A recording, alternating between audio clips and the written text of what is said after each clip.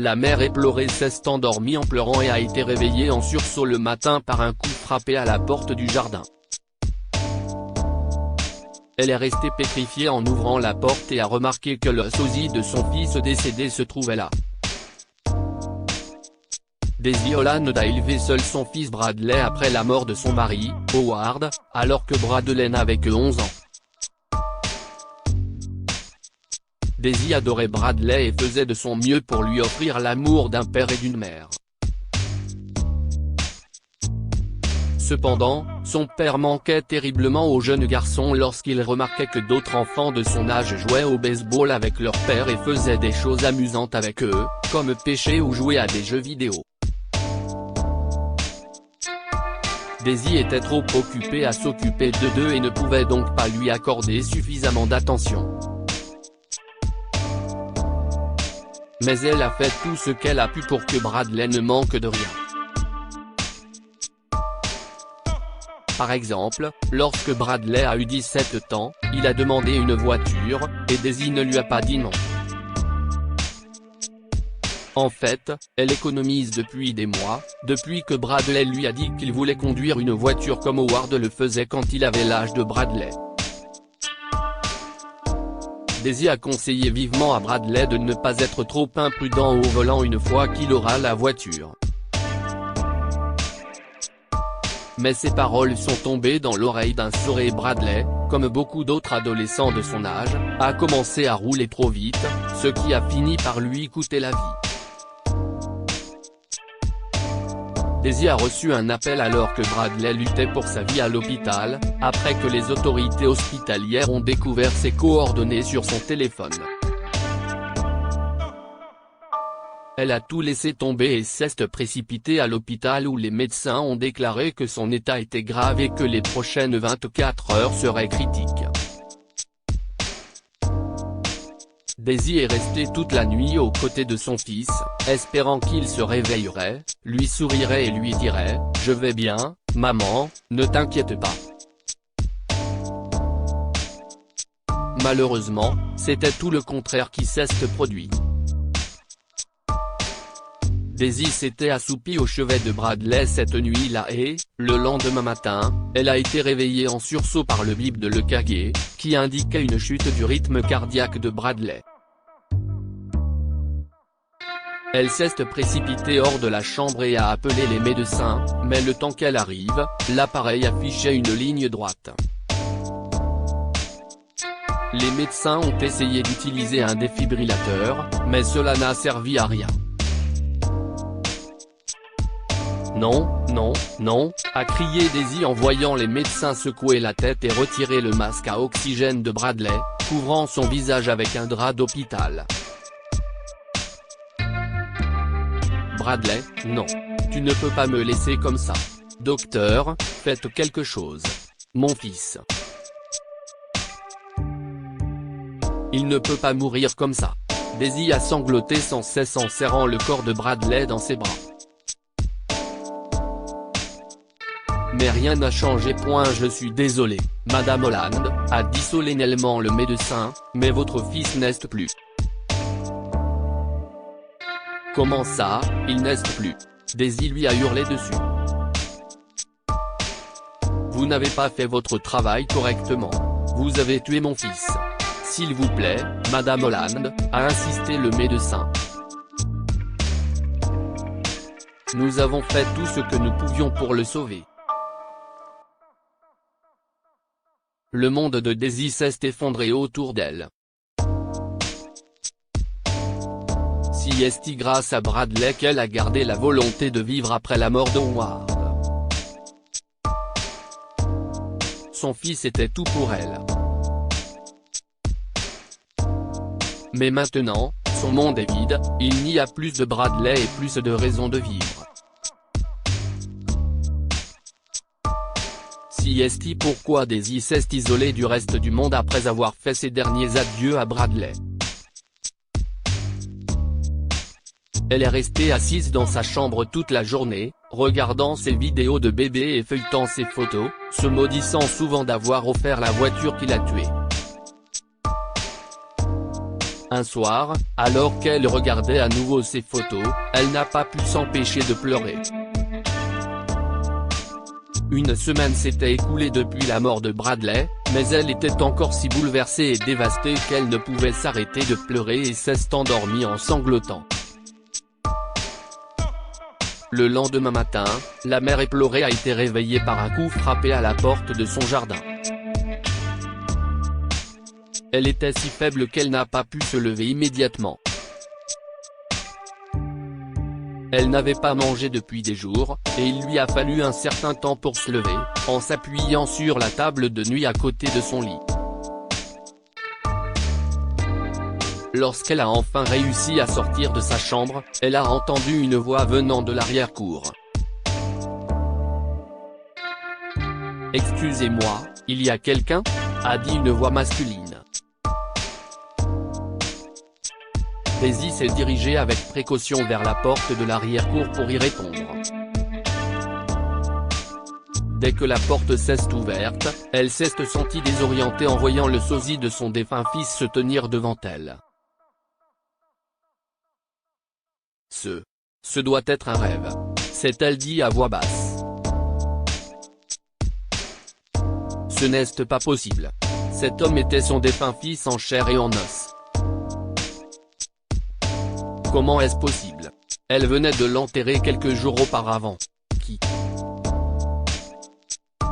êtes-vous? A-t-elle balbutié, incapable de se fier à ses yeux. Bonjour, Madame Holland, je suis désolé de vous déranger ainsi. J'ai frappé à la porte d'entrée, mais personne n'a répondu, alors j'ai pensé que je pouvais essayer la porte de derrière, a-t-il dit en s'approchant de la porte. Daisy a vu qu'il boitait un peu. Je m'appelle Morgan Hunt, et je sais que ça peut paraître fou, mais je crois que vous êtes ma mère. Quoi? S'est étonnée Daisy, qui reculait d'un pas. Qu'est-ce ce qui vous fait dire ça? Eh bien, madame, a-t-il soupiré. J'ai vu les nouvelles concernant la mort de votre fils et les funérailles.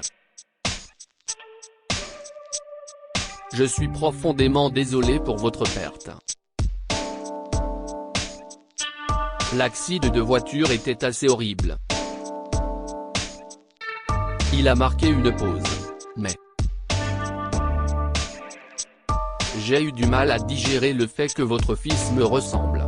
J'étais en état de choc. J'ai dû tirer quelques ficelles à la chaîne de télévision pour obtenir votre adresse. Je mourrais d'envie de vous rencontrer. J'ai été élevé dans un orphelinat et on ne m'a jamais parlé de mes parents biologiques. Depuis, je les cherche. Comme votre fils et moi sommes identiques, j'ai pensé que vous pouviez être ma mère. Peut-être sommes-nous jumeaux? Mais ce n'est pas possible, a-t-elle dit en tremblant. Je n'étais pas enceinte de jumeaux, donc vous ne pouvez pas être mon fils. Mais si ce n'est pas le cas, comment se fait-il que vous lui ressemblez autant? A-t-elle dit en secouant la tête. On dit que tout le monde a 6 sosies dans le monde. Si est peut être ce qui explique cela. Comme vous pouvez le voir, Madame Holland, je ne suis pas sûr de ce qui se passe, mais si est peut être ma seule chance de découvrir qui sont mes parents biologiques. Voulez-vous faire un test ADN avec moi? Cela nous donnera à tous les deux la confirmation dont nous avons besoin. Tenez, a-t-il dit en lui tendant un papier. Vous y trouverez mon adresse et mes coordonnées. Réfléchissez-y, s'il vous plaît. J'espère avoir de vos nouvelles, a-t-il ajouté avant de s'éloigner. Daisy est choquée. Elle est retournée dans sa chambre et a regardé le portrait encadré d'elle et de Bradley à son chevet. Comment se fait-il que quelqu'un te ressemble exactement? a-t-elle demandé à son fils en regardant son visage sur la photo. Mais en même temps, elle ne pouvait se défaire du sentiment que Morgan n'était pas seulement le sosie de Bradley. Elle a donc appelé Morgan ce soir-là et l'a informé qu'elle était prête à faire le test ADN. Une semaine plus tard, les résultats sont arrivés, et les mots 0% de correspondance fixaient Daisy. Morgan était également présent, et il était déçu d'apprendre que Daisy ne pouvait pas être sa mère et que ses recherches étaient encore une fois inutiles. Mais alors, comment se fait-il que Morgan et Bradley se ressemblent autant ? Daisy avait l'impression que quelque chose n'allait pas, alors elle et Morgan se sont rendus à la maternité où elle a accouché et ils ont découvert quelque chose de choquant. En consultant le dossier médical de Daisy, elles ont découvert que son enfant était mort-né. Daisy a failli laisser tomber les dossiers de sa main et une rage soudaine s'est emparée d'elle. Qu'est-ce que si que cette absurdité ? Si forcément faux. Mon enfant. Ce n'est pas possible. Vos dossiers sont faux, a-t-elle lancé à l'infirmière qui l'a amenée dans la réserve où sont conservés tous les dossiers des patients. L'infirmière lui a lancé un regard désapprobateur. Madame, veuillez partir si vous avez fini de consulter les dossiers. Et parlez moins fort. Si est-il un hôpital ? Eh bien, je ne partirai pas tant que je n'aurai pas d'explication, a-t-elle répliqué en se dirigeant vers la réception. Appelez le personnel médical, le chef ou n'importe qui d'autre. Je veux savoir comment cette mésaventure s'est produite. Comment mon fils a-t-il pu être mort-né alors que je l'ai élevé et enterré il y a quelques jours ? Vous m'avez donné l'enfant de quelqu'un d'autre ?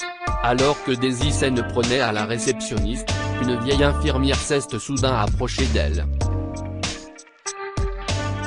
Elle a fixé Daisy pendant un moment et lui a dit « Oh, si est-il-vous ? Je ne vous ai pas oublié après toutes ces années.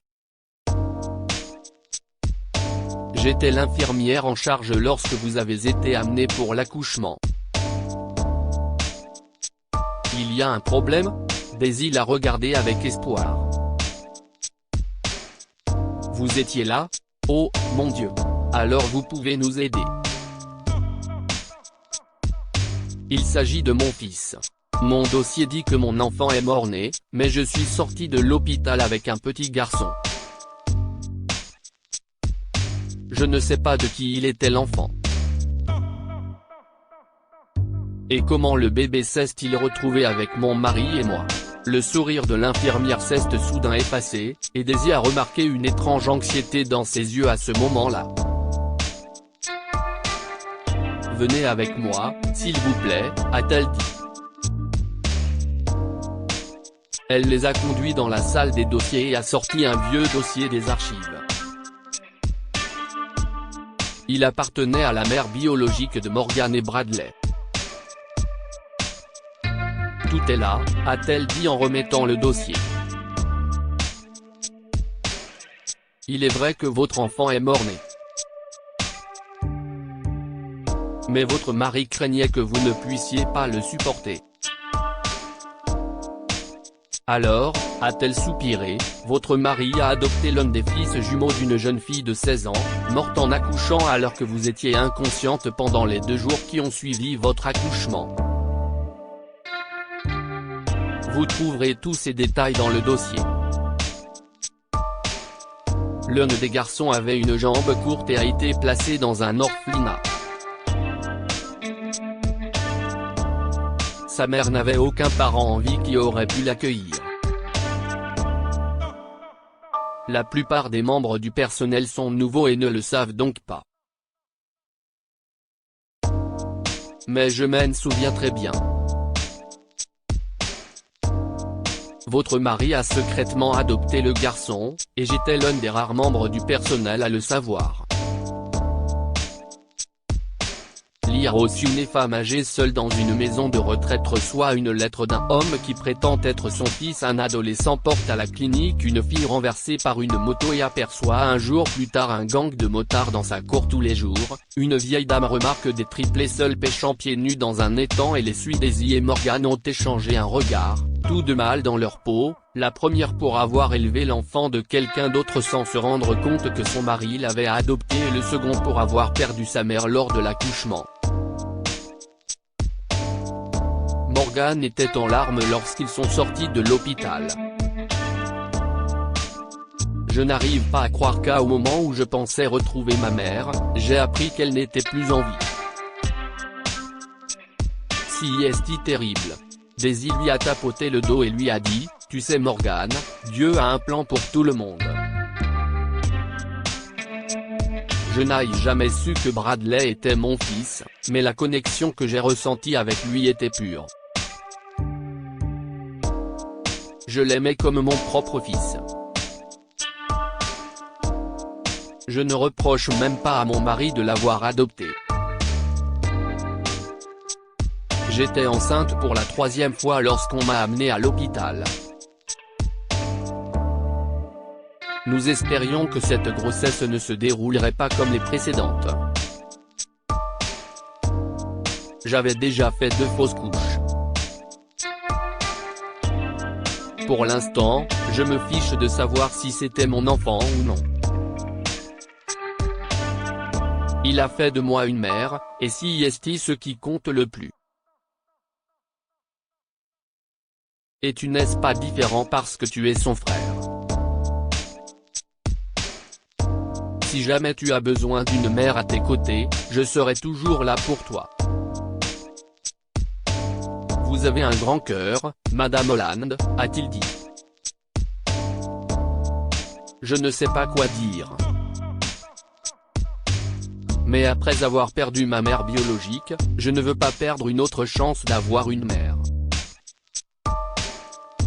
Alors je vous remercie. Merci d'être là pour moi.